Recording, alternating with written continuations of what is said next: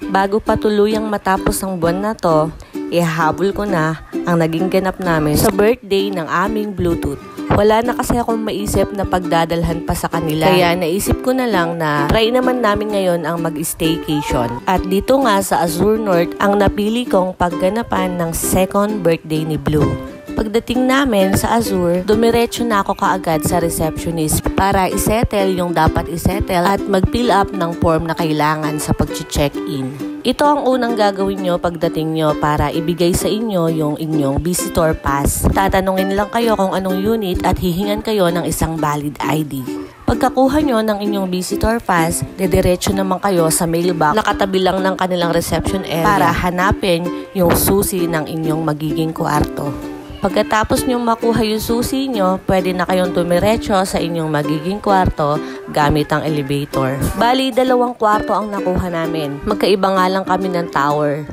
Itong una, ito ang Monaco Tower. At sa pang 21st floor nga ang kwarto na aming tutuluyan. Bago pa kami magpunta rito, kaming 3 mag-iina, nadali na naman ng sipon at ubok. Kaya pagpasensyahan nyo na po uli ang boses ko. Pasado 4:00 na nga nang dumating kami dyan dahil anong oras na rin kasi kami nakaalis ng Nueva Ecija. Mga 2 oras naming binyahe to. Mabilis pa rin naming narating dahil nga sa mga expressway na dinaanan namin. 2 PM nga sana ang check-in namin, kaya lang dahil 4:00 na kaming nakarating, kaya late na kaming nakapag-check-in. At pagdating nga namin dyan, agad na kaming nag-asikaso ni Mama ng merienda. Buti na lang din at pwedeng magdala dito ng mga pagkain para lutuin.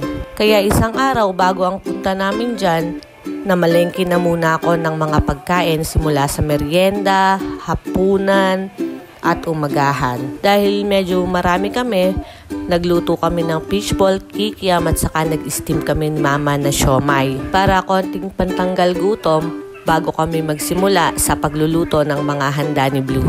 Gagawan ko pala ng separate na upload yung 2 kwarto na kinuha namin para mas makita nyo kung gaano kaganda yung kwarto na to. At sa ngayon nga, yung mga details at information na lang ang sasabihin ko dito. Kondo nga pala to, kaya kung mapapansin nyo, halos lahat ng mga gamit sa bahay, kumpleto na.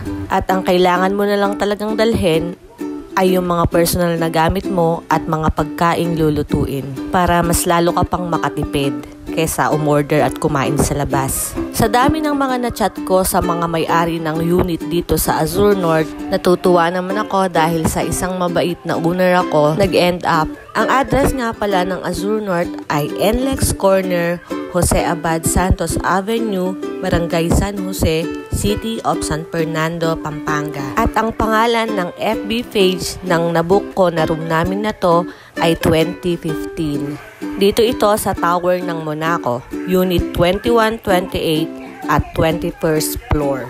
Deluxe ang room type nito at maximum of 6 adults plus 2 kids na 3 years old below ang kayang i-accommodate ng unit na to. At about naman sa price ng room, kapag weekdays, ang presyo nito ay 4,300 per night at 4,500 naman kapag weekends. Pero dahil nga 2 ang kinuha kong kwarto, ibinigay lang sa akin ito ni Ma'am ng 4,100. At yung isa naman sa Tower ng Bali, binigay na lang sa akin ni Ma'am ng 2,400. Compare sa weekdays price nila na 2,700 at 2,900 naman kapag weekends. Pero kung mapapansin nyo rin, napakadami namin dyan. Dahil dito ko na rin muna pinadiretso sila kapatid dahil andito sa amin ang mga pagkain. At sabi ko, saka na lang pumunta dun sa kwarto nila kapag matutulog na. 1,000 ang room reservation para mabook mo ang kwartong ito.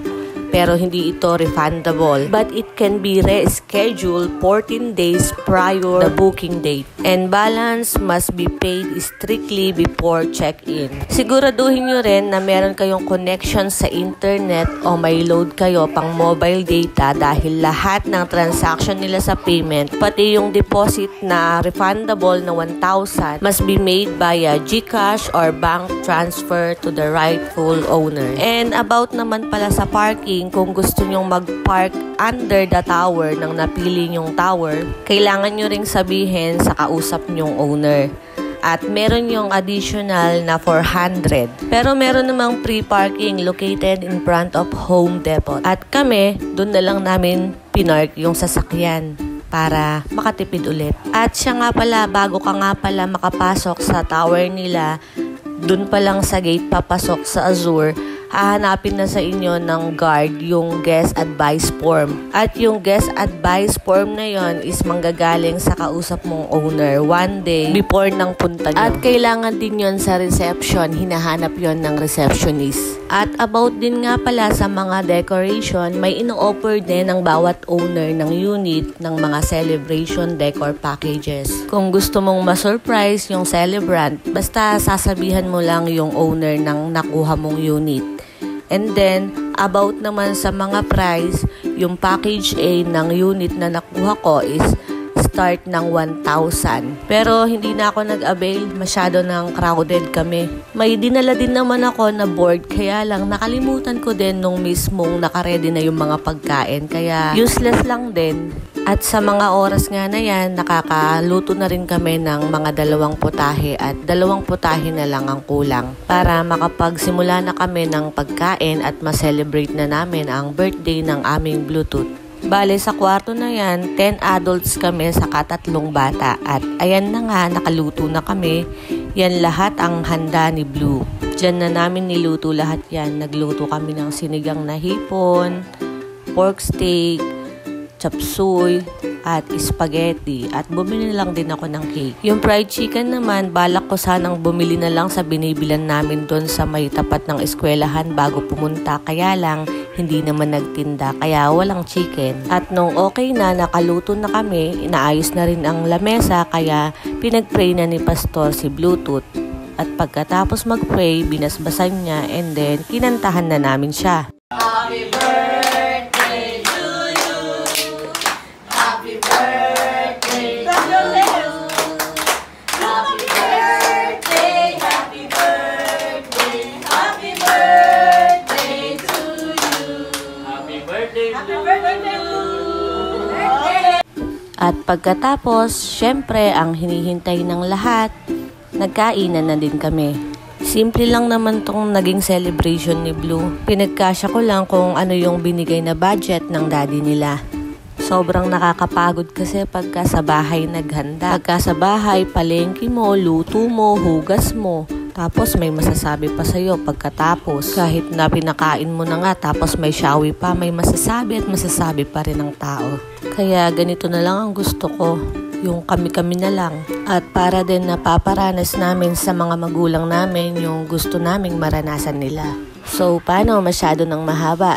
Matutulog muna kami. Sa susunod na lang ang part 2. Abangan nyo uli ha. Salamat sa time at panonood. Bye for now.